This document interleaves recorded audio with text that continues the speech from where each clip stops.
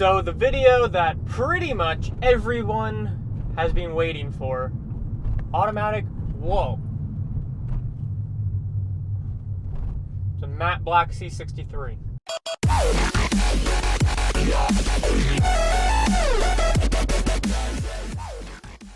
That was not set up in any way. I did not know that was there. That was pretty cool.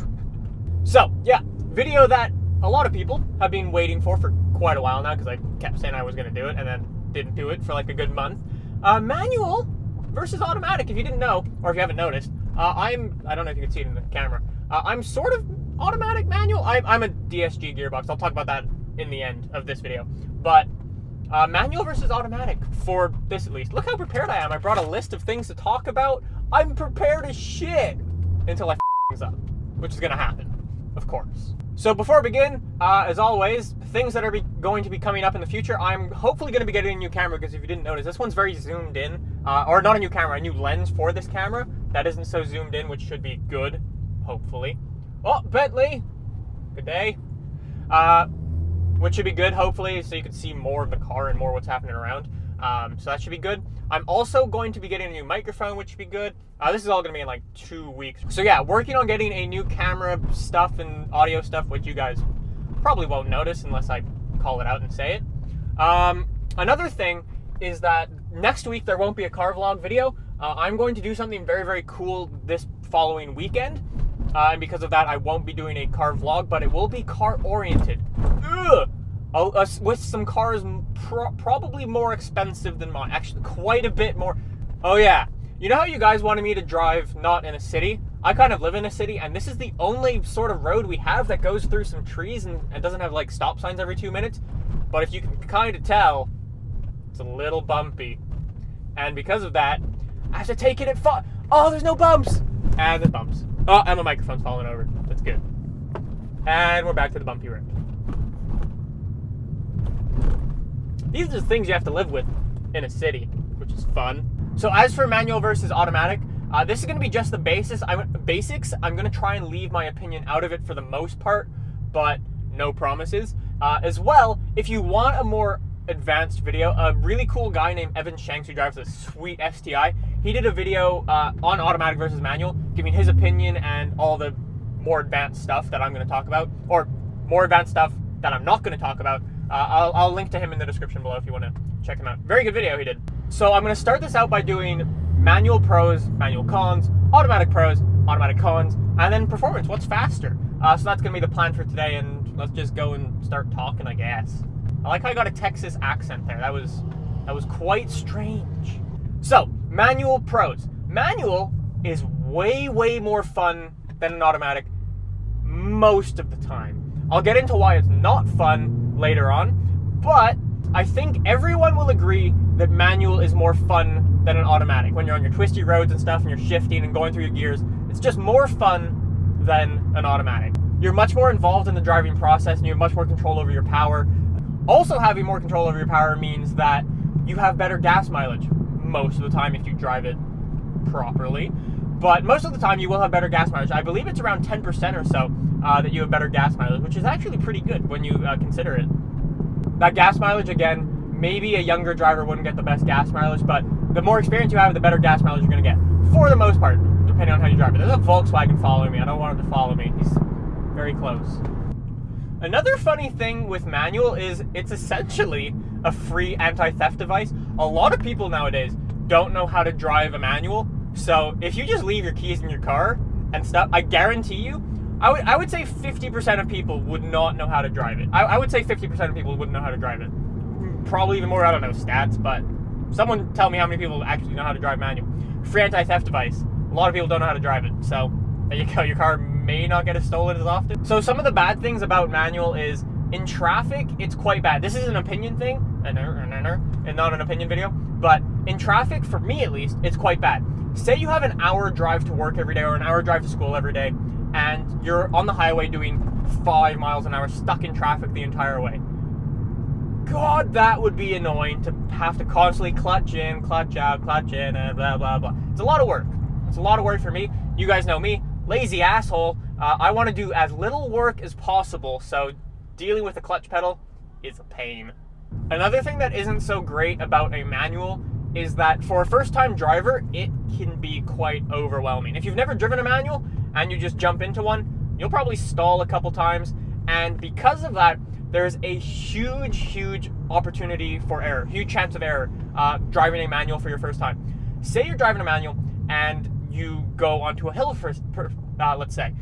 You will roll back on the hill, providing you're a first-time driver. For the most part, you'll roll backwards. And say you roll too far backwards, you're going into the car behind you, and that won't be good.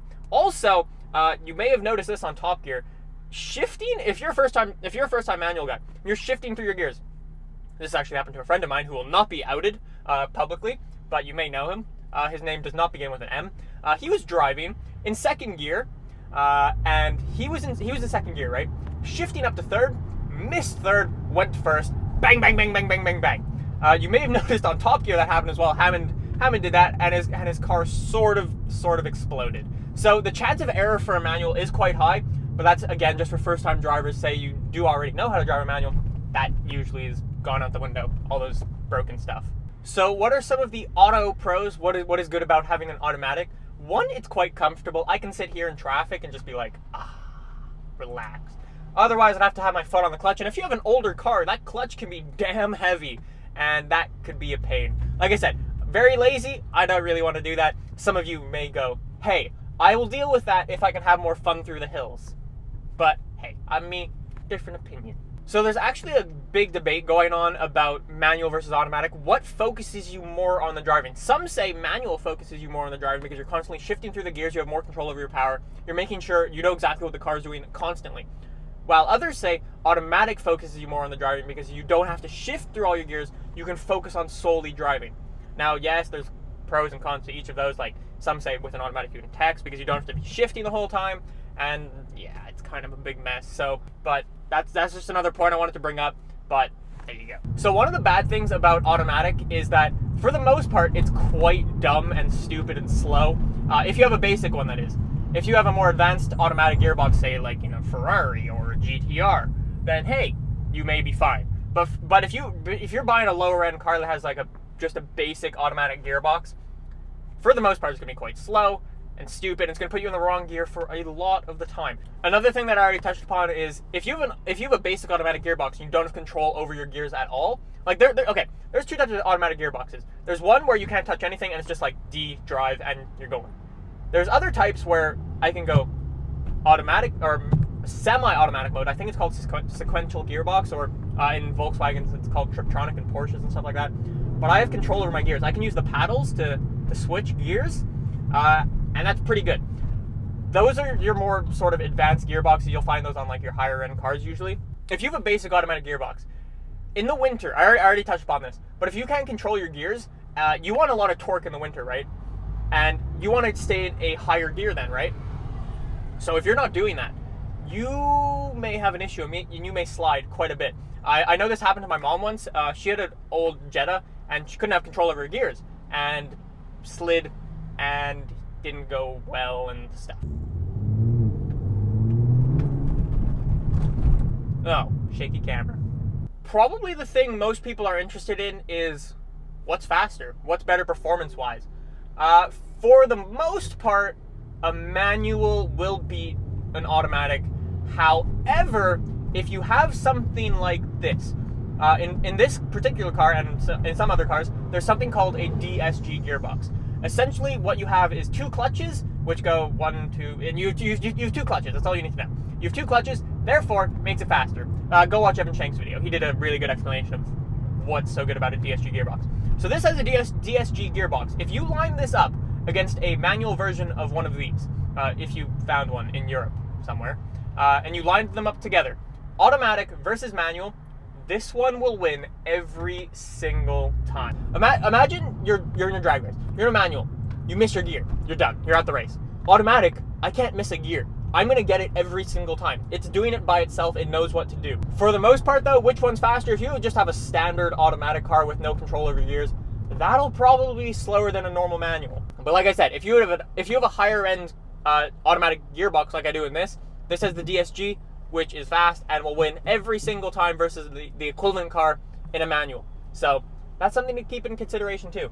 So I think that's about it for everything that I have to say today. I will be responding to comments down below, so leave some if you have questions, and I will try to get back to all of them. But yeah, there you go. Hopefully you enjoyed it. Hopefully it was what you expected. Like I said, next week, no car vlog, but I am doing something with some very, very expensive cars. So if that's something you're interested in seeing, subscribe.